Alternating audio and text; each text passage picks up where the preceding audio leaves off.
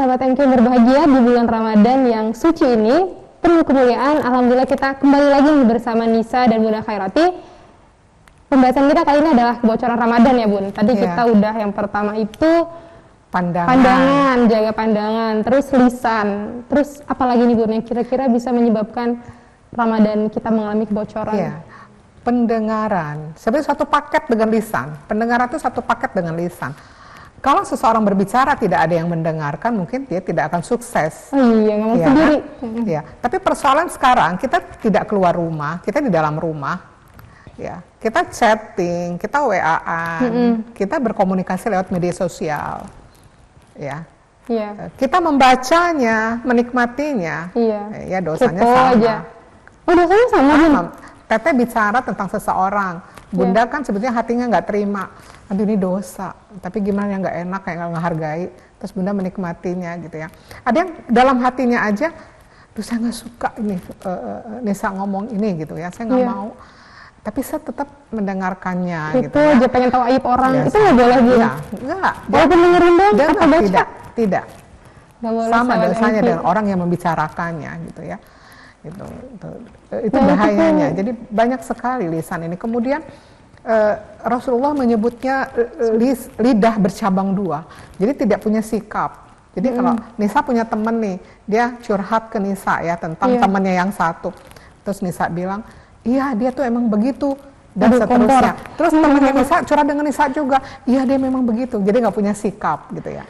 Kalau namimah beda lagi. Namimah itu mengadu domba, memprovokasi. Bisa terjadi pertengkaran gitu ya, memanas-manasi dan seterusnya. Jadi sebetulnya kebocoran Ramadan yang paling banyak lisan. Satu paket sama pendengaran. Satu paket dengan pendengaran. Ini yang harus kita waspadai ya. Jadi jangan sampai kita sudah bersusah payah, beribadah, tetapi kita tidak menjaga kebocoran-kebocoran itu. Jadi alangkah ruginya kita. Tadi seperti wadah kembali, bayangannya wadah tadi ya, mangkok tadi diisi dengan berbagai amal-amal Ramadan tanpa disadari terjadi kebocoran-kebocoran. Terus pede, seolah Ramadan saya sukses gitu ya. Dia tidak menyadari terjadi kebocoran gitu. Itu jadi yang kedua. Ada lagi kebocoran yang lainnya. Gitu. Apa itu Bun? Ya sebetulnya pendengaran, penglihatan, lisan ya. Iya. Tuh sahabat MQ, jadi kita tuh harus lebih berhati-hati. Ketika misalnya kita udah sholat, ngaji gitu Bun, tapi ternyata di Instagram scroll aja ngelihat yang nggak seharusnya kita lihat tuh, hati-hati sahabat MQ. Ini menjadi peluang Bun ya, apalagi zaman sekarang. Peluang besar banget istilahnya kita di rumah. Kita nggak ngobrol sama orang di luar sana, nggak ngelihat yang aneh-aneh di luar, tapi di HP kita sendiri Bun. Itu Bun yang harus berjaga. Makanya Imam Syafi'i mengatakan amalan unggulan yang paling sulit adalah pertama kan sedekah pada waktu miskin, kedua adalah warok dalam kesendirian, berhati-hati dalam kesendirian, yang ketiga adalah berbicara kebenaran kepada orang yang ditakuti atau disegani. Berarti yang kedua tadi adalah berhati-hati warok dalam kesendirian. Kita di Ramadan mungkin di kamar sendirian, di rumah sendirian, tidak ada siapa-siapa. Bisa nggak kita warok? Warok itu berhati-hati karena takut kita kepada Allah. Allah mengawasi kita. Berani kita menerjang keharaman-keharaman. Nah, disinilah sebetulnya ujian keyakinan, ujian Ramadan itu di sini bukan sekedar menahan lapar, dahaga, tidak hubungan suami istri, tetapi ada pengendalian untuk tidak terjadi kebocoran, yaitu dari pandangan, kemudian dari lisan kita. Kemudian ada yang satu lagi tidak dikatakan bocor, mungkin bukan bocor ya, tetapi membuat kita menurun semangat ibadah kita. Apa tuh Bun? Banyak makan. Wah, banyak makan itu membuat kita malas untuk ibadah.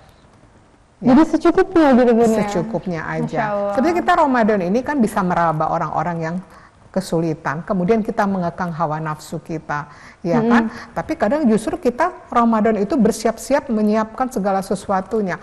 Bagus, ada pendapat mengatakan persiapkan makanan gizinya supaya bagus, ya kan?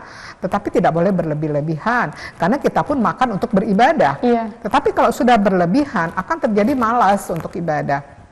Kebanyakan Makanya makan. ada orang yang memilih begini, pas buka sedikit saja minum secukupnya, baru setelah itu dia makannya setelah taraweh, atau dia makannya nanti malam aja. Ya kan, Bukaan dulu secukupnya. Ya, kita sekarang periksa aja. Kadang nafsu kita tidak terkendali. Mau buka itu kan segala pengen dibeli ya. Di meja makan itu berbagai macam menu itu kan. Itu bisa jadi membuat kita nanti malas ibadah. Kemudian bisa hati itu karena kenyang ya. Jadi hati juga bisa kering gitu, seperti itu. Itu dari makanan. Nah, Jadi, Bun, ini kan kita lagi bicara tentang kebocoran Ramadan. Nah, ya. tadi gimana sih Bun cara kita bisa mendeteksi diri gitu? Wah, ternyata Ramadan saya ada yang bocor nih. Gimana cara kita mengetahuinya, Bun? Ada kebocoran di Ramadan kita. Seseorang bisa mengetahui, menyadari terjadinya kebocoran amalnya, itu tergantung kepekaan hatinya. Karena orang yang sudah melakukan dosa atau sesuatu yang Allah tidak suka, ada yang kegelisahan di dalam hatinya. Iya. Jadi ingat bahwasanya dosa itu menyesakkan dada, dan kok tidak ingin orang lain tahu. Iya. Nah, itu ciri-ciri dosa. Jadi nggak enak aja hati itu, ada yang salah gitu. Contoh gini deh Teh. Makanya nanti kaitannya dengan kebocoran amal lewat pergaulan. Dari pergaulan, karena pergaulan itu pandangan, lisan, semua di situ akan diuji betul. Teteh ngobrol sama teman. Iya. Duaan atau kumpul rame-rame di kampus. Lagi kumpul. Ya. Masuk azan zuhur. Iya, zuhur. Pada saat sholat, rasakan kalau teteh sudah tidak bisa menikmati ibadahnya, periksa aja tuh. Pasti ada sesuatu yang dilakukan yang masuk ke dalam hati. Sepeka itu ya Bun ya? Ya, itu udah kerasa, jadi kerasa kering ibadah itu. Oh, jangan-jangan saya tadi kumpul sama teman-teman ngomongin teman. Oh, tadi jangan-jangan saya buka-buka handphone, ada yang haram saya lihat gitu kan. Nah, itu akan terasa di hati, itu tidak enak. Jadi kalau kita beribadah, Allahu Akbar, nggak enak gitu, hati itu kering, tidak bisa menikmati kebersamaan dengan Allah, periksa aja. Ini pasti ada sesuatu yang dilakukan, dan itu mengandung dosa, ada kegelisahan, tidak enak di sana.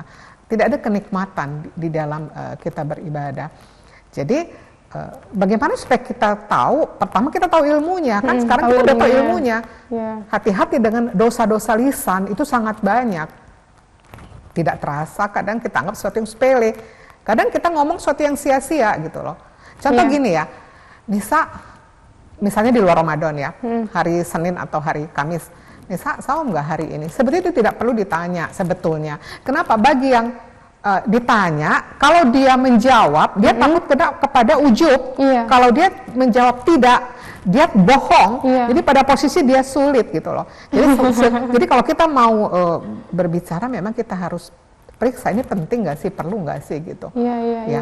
Nah itu kemudian. Yang kita menjadi penyebab orang ada jadi kebocoran amal hati, atau pecah hati dia tadi ya Bun gitu ya. Aduh, pertanyaannya. Jadi kita, malah perlu nggak sih kita bertanya atau berbicara sesuatu gitu ya? Ada nggak sih manfaatnya gitu ya? Berlebih-lebihan itu dari lisan gitu ya. Makanya dalam pergaulan itu kita akan bisa merasakan pada saat kita beribadah itu sudah tidak enak. Akaranya di situ Bun ya? Iya. Jadi kebocoran Ramadan, jadi nanti kenapa terjadinya seperti rutinitas dalam beramal, itu bisa jadi kita tidak bisa menjaga terjadinya kebocoran-kebocoran amal kita. Lisan kita tidak terjaga. Makanya puasa yang biasa-biasa menahan dahaga, lapar, kemudian tidak berhubungan suami istri. Kita harus tingkatkan, saya bisa mengendalikan anggota tubuh saya. Tapi lebih tinggi lagi kita tingkatkan menjaga hati saya dalam proses Ramadan ini, tidak pernah bisa lupa kepada Allah. Allah selalu bersama kita. Makanya kebocoran Ramadan yang lain adalah kita tidak bisa menjaga hati kita. Masya Allah. Mungkin kita diam,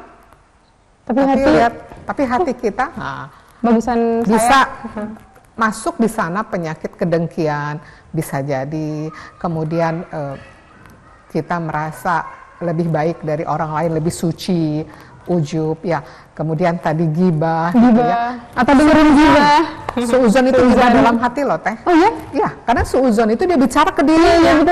Dia tidak bicara ke orang. Kalau misalnya Bunda bicara ke Nisa, Nisa tahu nggak si Teteh itu kan Bunda bicara bergibah. Tapi kalau Bunda diam, hanya ini dia kayak gitu ya. Tapi di dalam hati suuzon. Itu bisa membuat terjadinya kebocoran amal-amal kita. Makanya kenapa pada saat akhir Ramadan masuk Syawal, Lebaran, kok sepertinya dampak dari Ramadan itu tidak membekas. Di mana celah-celah terjadinya kebocoran itu? Di mana celahnya? Nah, Masya Allah. Nanti kita lihat. Insya Allah kita akan bahas. Ya sahabat MQ, insya Allah kita akan bahas setelah iklan yang satu ini. Jangan kemana-mana, tetap di Cerita Muslimah.